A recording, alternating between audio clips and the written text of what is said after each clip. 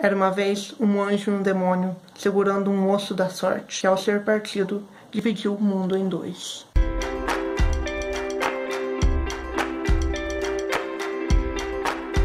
Praga, início de maio. Cinza do céu pesava nos telhados de contos de fada. O mundo todo assistia.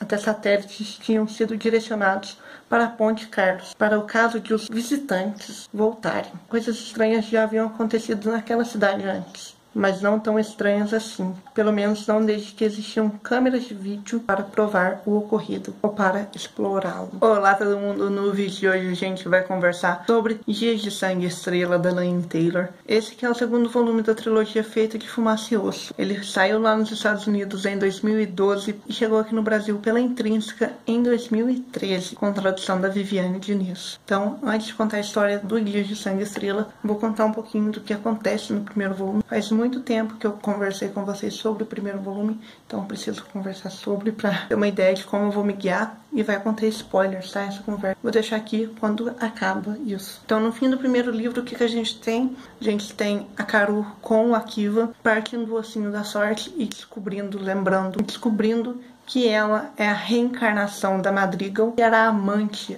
o amor da vida do Akiva, e que era uma quimera.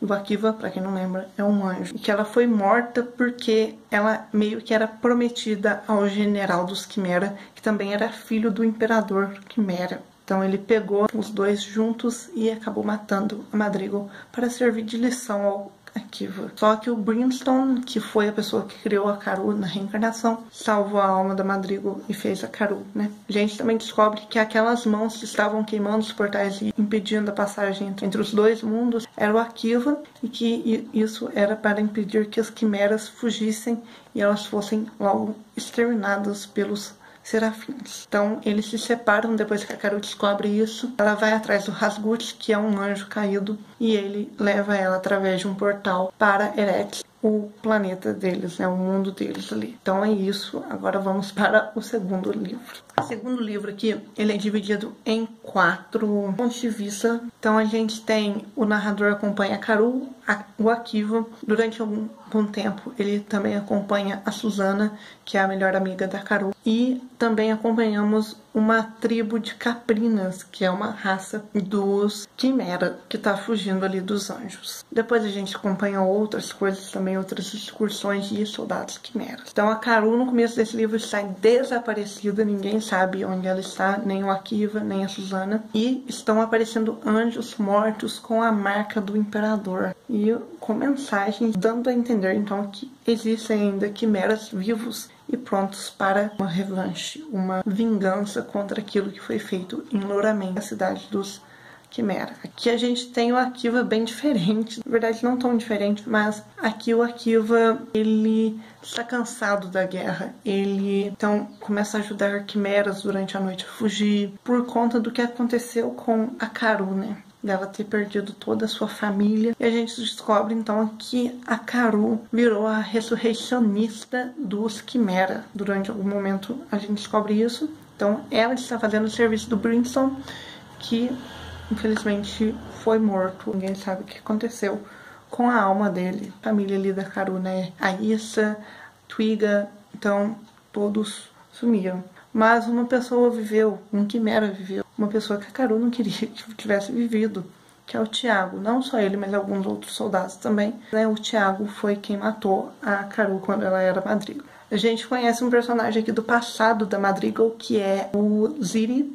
Ele é o último dos Kirin, que é a espécie da Madrigal. Então ele é meio que importante, sim, né? A Karu vê ele como importante. E ele tinha um crush na Karu quando ela era Madrigal. A gente tem um arquivo aqui se perguntando: será que o meu dever aqui nessa história toda, nessa guerra toda, é só ser uma arma do imperador?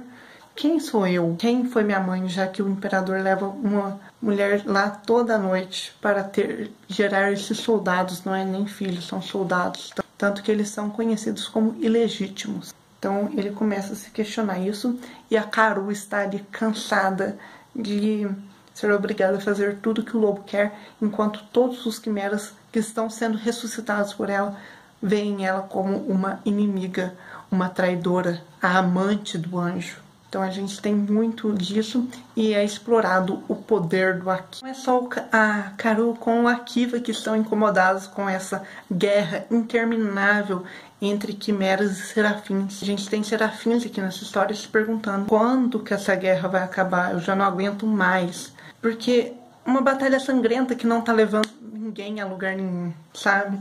A gente tem quimeras que olham para a situação e ficam, essa guerra que não tá levando nenhuma dessas duas raças a lugar nenhum, que é incentivada pelo irmão do... O irmão do imperador Serafim se chama Jael. O imperador Serafim se chama Joram e seu irmão Jael. O Jael é um personagem assim, ele é um dos antagonistas aqui dessa história.